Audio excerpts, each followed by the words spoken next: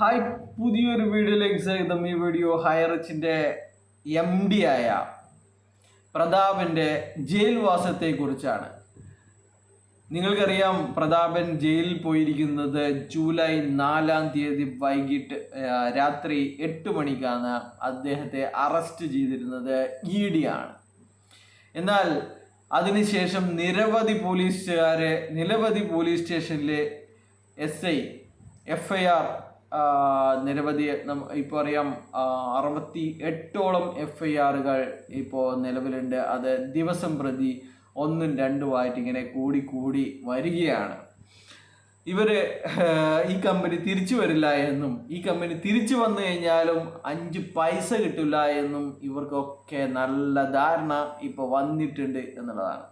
ഇതൊക്കെ പറയാൻ കുറച്ച് വിഷമമുണ്ട്. എന്താ വെച്ച് കഴിഞ്ഞാൽ നമ്മൾ ഒരുപാട് കാര്യങ്ങൾ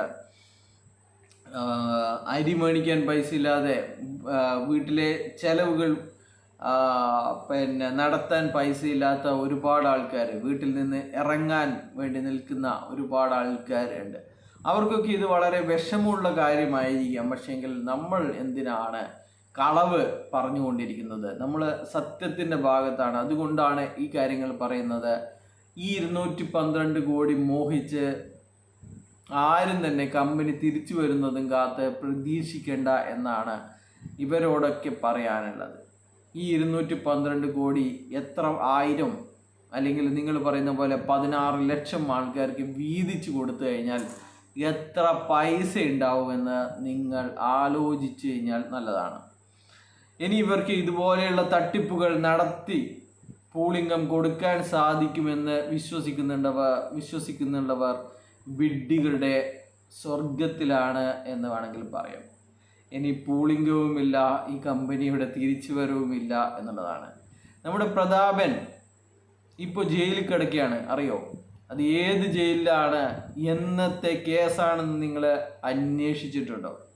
പ്രതാപൻ ഇപ്പോൾ കേസ് തവനൂര്, മലപ്പുറത്തുള്ള തവനൂര് പോലീസ് സ്റ്റേഷൻ രജിസ്റ്റർ ചെയ്ത കേസിലാണ് ഇപ്പോൾ അദ്ദേഹം മലപ്പുറത്ത് റിമാൻഡിൽ കഴിയുന്നത്. അതിനുള്ള ആധാരമായിരിക്കുന്ന കേസ് നടന്നിരിക്കുന്നത് 2011 എന്ന് മനസ്സിലാക്കുക. 2011 ഗ്രീൻകോ തട്ടിപ്പ്. ആ ഗ്രീൻകോ തട്ടിപ്പ്, പോലീസുകാരനടക്കം പ്രതിയായിട്ടുള്ള ഗ്രീൻകോ തട്ടിപ്പിൽ പെട്ടിട്ടാണ് പ്രതാപൻ ഇപ്പോൾ ജയിലിൽ കിടക്കുന്നത്. അപ്പോൾ നിങ്ങൾ വിചാരിക്കും ഹൈറിച്ചിൻ്റെ കേസിലാണ് പ്രതാപൻ ഇപ്പോൾ ജയിലിൽ കിടക്കുന്നത്. അതൊക്കെ മാറി ഇപ്പോൾ പ്രതാപൻ ഈ കേസിലും കൂടിയാണ് ഈ തവനൂര് ജയിലിൽ കിടക്കുന്നത്.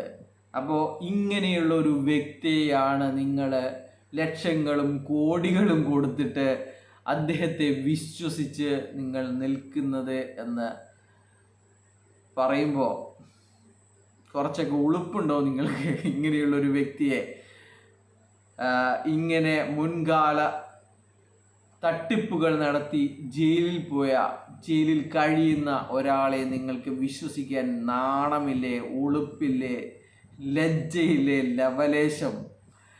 അപ്പോൾ ഈ നാറികൾ പറയുന്ന, ലീഡർമാരെന്ന് പറയുന്ന നാറികൾ പറയുന്ന അവരെ വിശ്വസിച്ച് നിങ്ങൾ ഇങ്ങനെ കഴിഞ്ഞുകൂടും എന്ന് മാത്രമേ പറയാനുള്ളൂ.